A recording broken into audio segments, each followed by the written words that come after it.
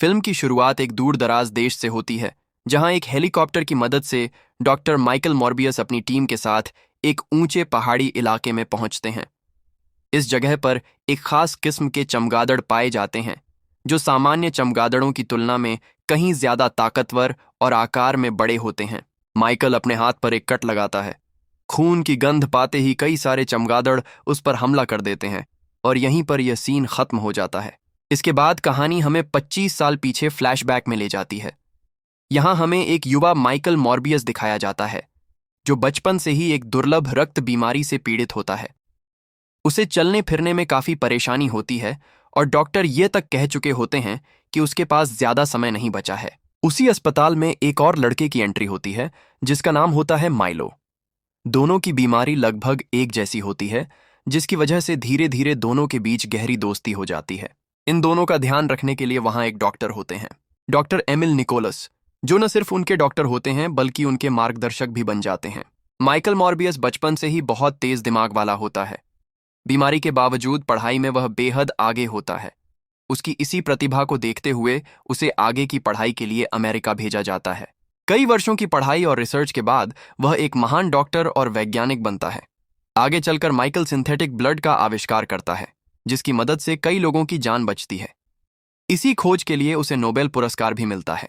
वर्तमान समय में माइकल मॉर्बियस न्यूयॉर्क शहर में रहता है और अपनी साथी मार्टिन बैनक्रॉफ्ट के साथ काम करता है। वह अपनी ही बीमारी को हमेशा के लिए खत्म करने के लिए लगातार प्रयोग करता रहता है। आखिरकार वह चमगादड़ों के डीएनए को इंसानी डीएनए के साथ मिलाकर एक खास सीरम तैयार करता है। माइकल को पूरा विश्वास होता है कि यह सीरम उसकी शारीरिक कमजोरी को पूरी तरह खत्म कर देगा, लेकिन यह प्रयोग बेहद खतरनाक होता है।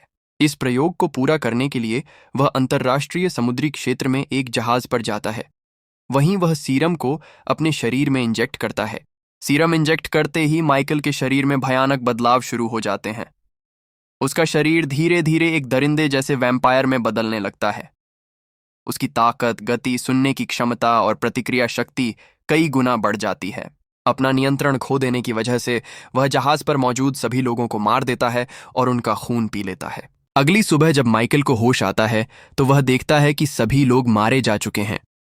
सीसीटीवी फुटेज देखने पर उसे एहसास होता है कि यह सब उसी ने किया है। पुलिस से बचने के लिए वह फुटेज मिटा देता है और वहां से भाग जाता है। न्यूयॉर्क लौटने के बाद माइकल अपनी शक्तियों को परखता है और उसे पता चलता है कि जिंदा रहने के लिए उसे इंसानी खून की जरूरत है, लेकिन वह किसी की जान नहीं लेना चाहता। इसीलिए वह अपने बनाए हुए सिंथेटिक ब्लड का इस्तेमाल करता है, जो उसे केवल 6 घंटे तक ही जिंदा रख पाता है। इस बीच उसका बचपन का दोस्त माइलो भी सीरम के बारे में जान जाता है। वह भी वैसी ही ताकतें पाना चाहता है। माइकल उसे मना करता है, लेकिन माइलो चोरी से सीरम लेकर खुद को इंजेक्ट कर लेता है। माइलो इंसानी खून पीना शुरू कर देता है, जिससे वह और भी ज्यादा ताकतवर और निर्दयी बन जाता है। अब माइकल और माइलो के बीच टकराव शुरू हो जाता है। माइलो लगातार लोगों की हत्या कर रहा होता है और माइकल उसे रोकने की कोशिश करता है। मार्टिन माइकल को समझाती है कि अगर उसे माइलो को हराना है तो उसे भी इंसानी खून पीना पड़ेगा। मजबूरी में माइकल ऐसा करता है और अंत में दोनों के बीच एक जबरदस्त लड़ाई होती है। माइकल अपना बनाया हुआ एंटी सीरम माइलो के शरीर में इंजेक्ट कर देता है, जिससे माइलो की मौत हो जाती है। और इसी के साथ यह शानदार कहानी समाप्त होती है। अगर आपको यह वीडियो पसंद आया हो तो लाइक, कमेंट और सब्सक्राइब जरूर करें। मैं आपके लिए इसी तरह की और भी बेहतरीन फिल्मों की कहानियां लेकर आता रहूंगा।